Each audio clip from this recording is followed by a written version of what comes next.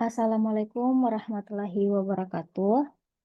Perkenalkan, nama saya Fahrisa Putri Oktaviani dengan NIM 2141038. Kali ini saya akan mempresentasikan hasil dari tugas penyusunan kontrak. Kali ini saya membuat perjanjian kontrak dengan surat perjanjian sewa menyewa tanah.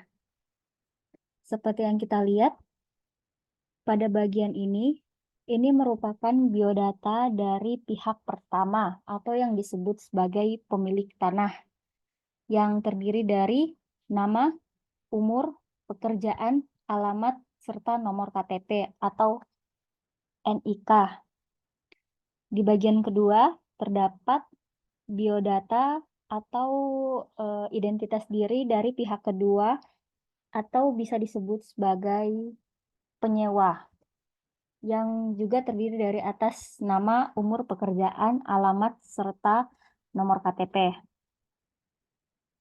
Selanjutnya, di bagian sini masuk ke dalam bagian penjelasan lebih rinci mengenai kesepakatan antara pihak pertama atau dikenal sebagai pemilik tanah dengan pihak kedua atau yang dikenal sebagai penyewa tanah.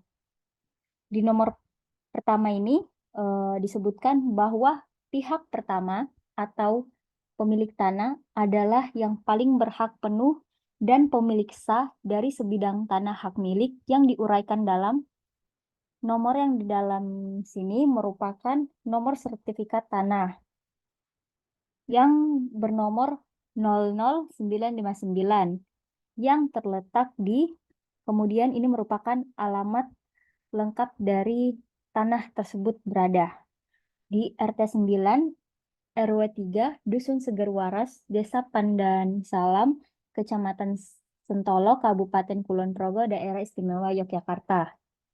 Dan diuraikan lebih lanjut dalam, kemudian nomor ini merupakan nomor gambar situasi.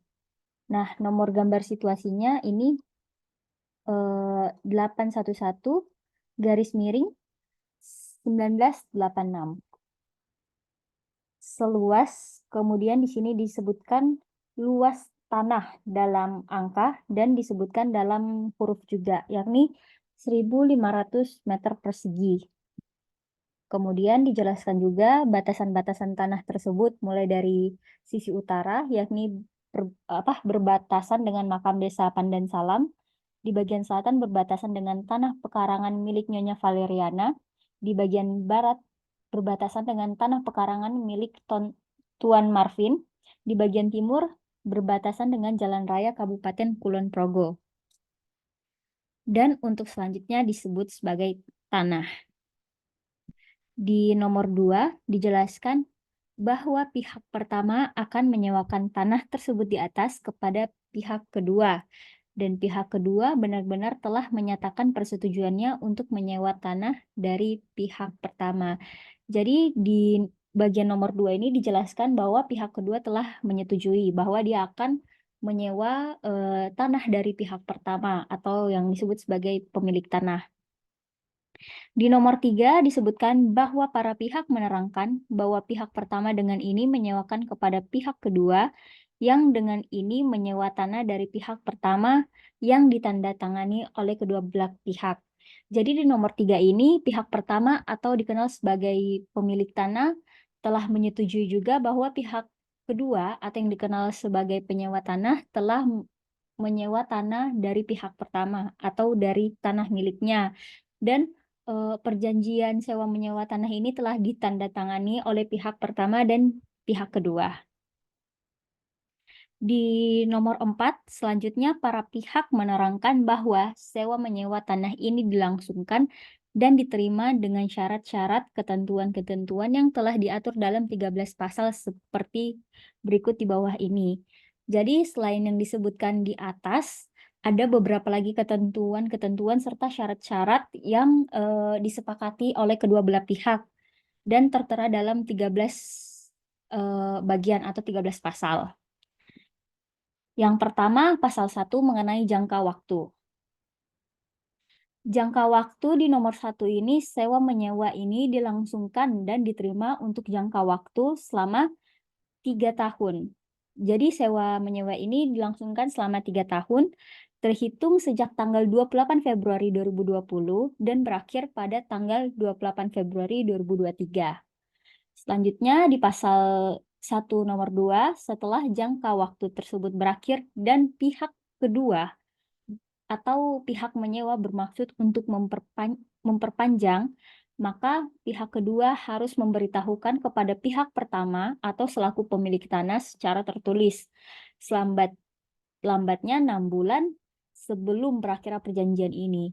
Jadi poin di nomor 2 ini dimaksudkan apabila pihak kedua atau selaku penyewa tanah ingin memperpanjang masa sewanya, maka ia wajib memberitahukan kepada pihak pertama atau selaku pemilik tanah secara tertulis sebelum 6 bulan habis masa kontraknya. Di nomor 3, syarat-syarat serta ketentuan-ketentuan perihal perpanjangan sewa tanah tersebut akan ditentukan dalam surat perjanjian tersendiri. Kemudian di pasal 2 mengenai harga sewa, di nomor 1, harga sewa tanah ditetapkan sebesar 150 juta per tahun. Atau kalau ditotalkan selama untuk jangka waktu 3 tahun, maka totalnya 450 juta rupiah. Untuk keseluruhan jangka waktu sewa dan uang tersebut akan diberikan pihak kedua terhadap pihak pertama bersamaan dengan penandatanganan surat perjanjian ini sebagai tanda pelunasan dari seluruh jumlah uang sewa termaksud.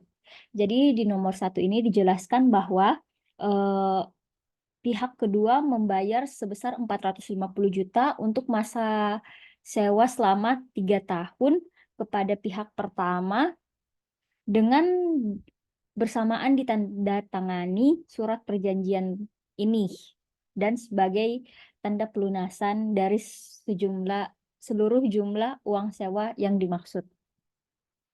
Di nomor 2 ini, pihak pertama akan memberikan tanda bukti penerimaan tersendiri kepada pihak kedua. Jadi nanti pihak pertama akan memberikan tanda bukti pelunasan atau tanda bukti penerimaan terhadap pihak kedua, akan tetapi dipisahkan dengan perjanjian ini. Di nomor 3, pihak pertama dalam masa sewa menyewa ini sama sekali tidak diperbolehkan mengambil uang sewa tambahan lagi dari pihak kedua dengan mengemukakan dalih atau alasan apapun juga.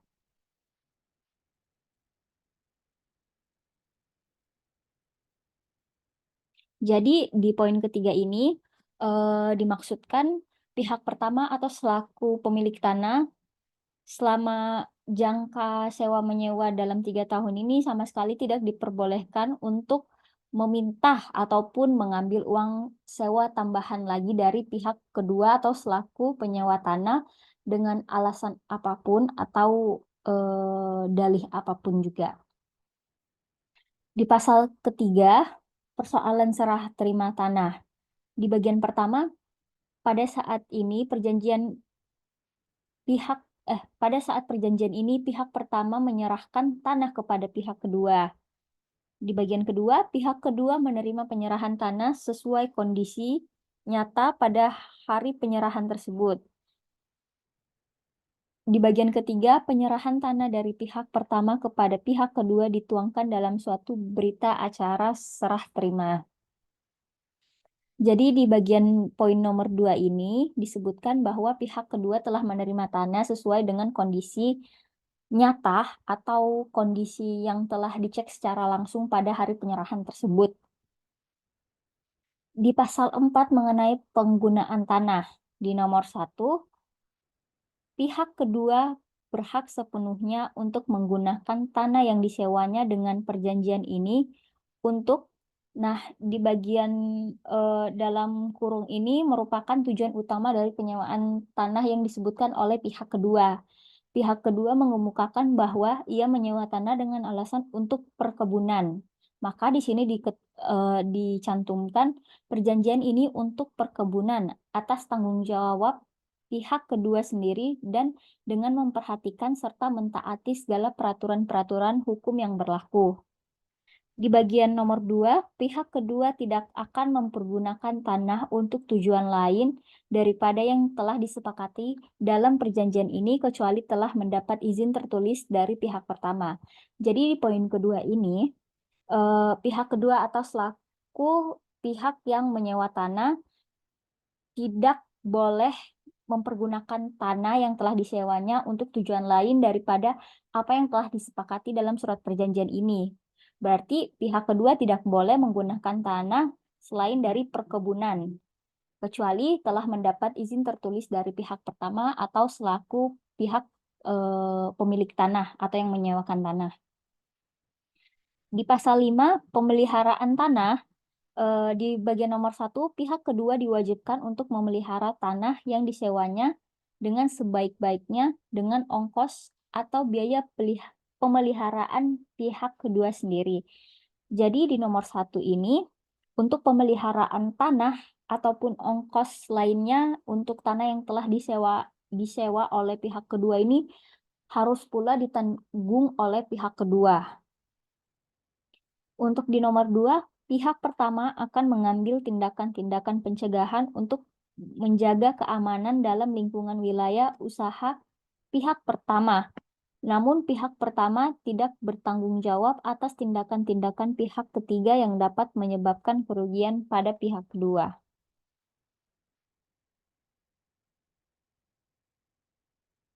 Di pasal 6 bagian pengalihan sewa, dicantumkan bahwa dalam masa berlakunya perjanjian ini, pihak kedua tidak diperbolehkan untuk menyewakan kembali sebagian atau keseluruhan tanah yang disewanya kepada pihak ketiga, kecuali jika mendapat izin tertulis dari pihak pertama yang dituangkan dalam suatu perjanjian pengalihan sewa menyewa tanah.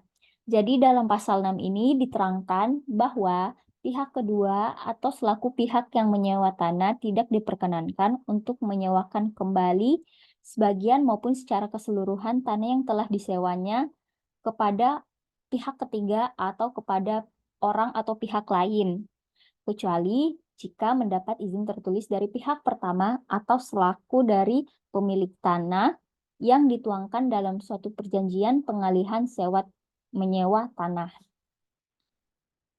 Di pasal 7 mengenai pajak, iuran, dan pungutan, dijelaskan bahwa segala macam pajak, iuran, dan pungutan uang yang berhubung dengan tanah di atas diberlakukan ketentuan sebagai berikut.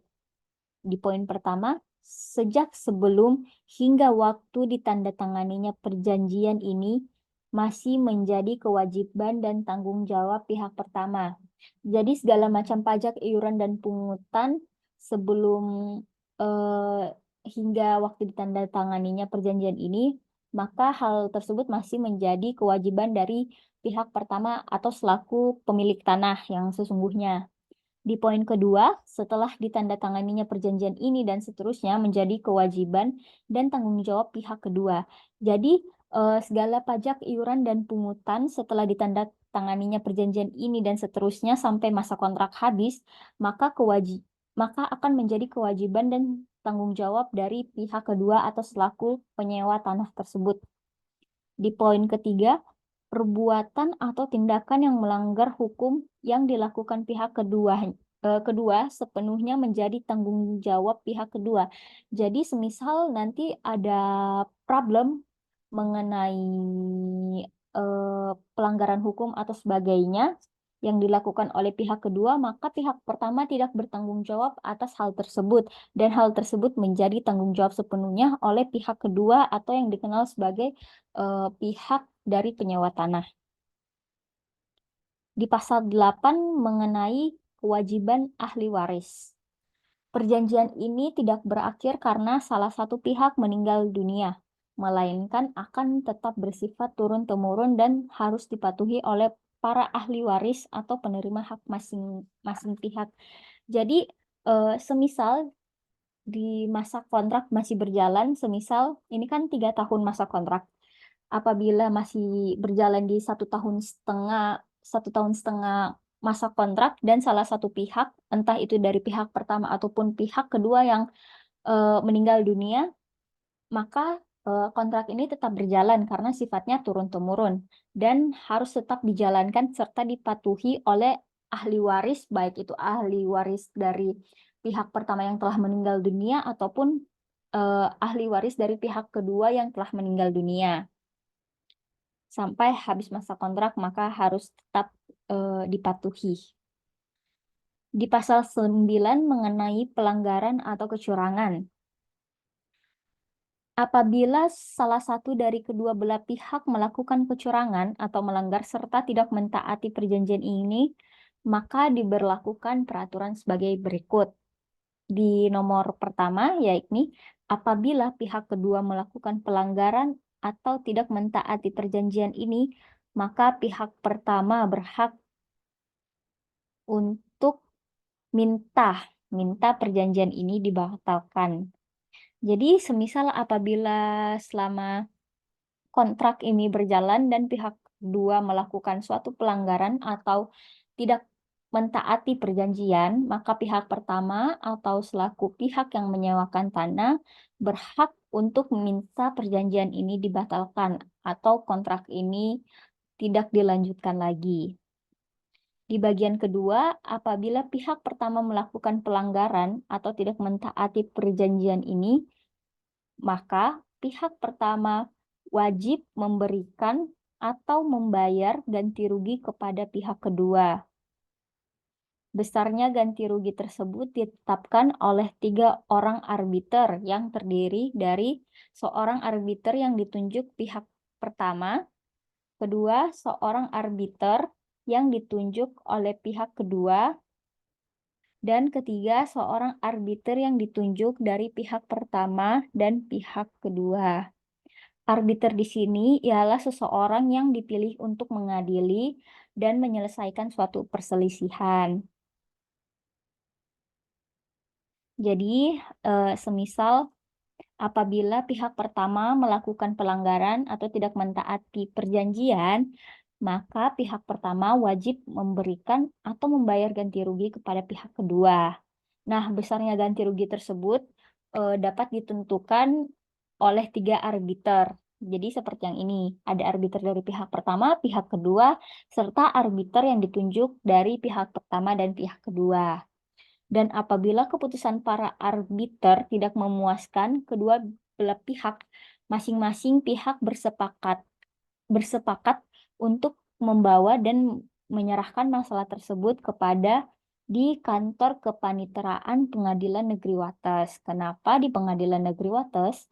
Sebab letak tanah tersebut berada di daerah Kulon Progo yang menjadi wewenang dari Pengadilan Negeri Wates. Nah, untuk mengangkat 1 atau 2 orang arbiter baru guna melengkapi arbiter-arbiter yang telah ada. Jadi semisal pihak pertama ataupun pihak kedua merasa keputusan tersebut dari arbiter-arbiter yang telah ditunjuk ini kurang memuaskan, maka mereka dapat menyelesaikan atau menyepakati hal tersebut di kantor kepaniteraan Pengadilan Negeri Wates untuk mengangkat 1-2 orang arbiter lagi. Di pasal 10 mengenai pemutusan perjanjian oleh pihak pertama. Nah, pihak pertama berhak untuk memutuskan hubungan sewa-menyewa berdasarkan perjanjian ini tanpa pemberitahuan terlebih dahulu kepada pihak kedua dalam hal berikut ini. Jadi pihak pertama ini memiliki wewenang ataupun hak untuk memutuskan hubungan sewa-menyewanya dengan pihak kedua apabila ada beberapa ketentuan seperti berikut. Yang pertama, apabila pihak kedua lalai membayar harga sewa, biaya perawatan dan atau tagihan lainnya yang terhutang selama 3 bulan setelah pembayaran harga sewa dan atau tagihan tersebut jatuh tempo. Jadi apabila pihak kedua atau selaku pihak yang menyewa tanah tersebut tidak membayar harga sewa, biaya perawatan atau tagihan lainnya setelah 3 bulan jatuh tempo, maka pihak pertama dapat memutuskan hubungan sewa-menyewanya dengan pihak kedua.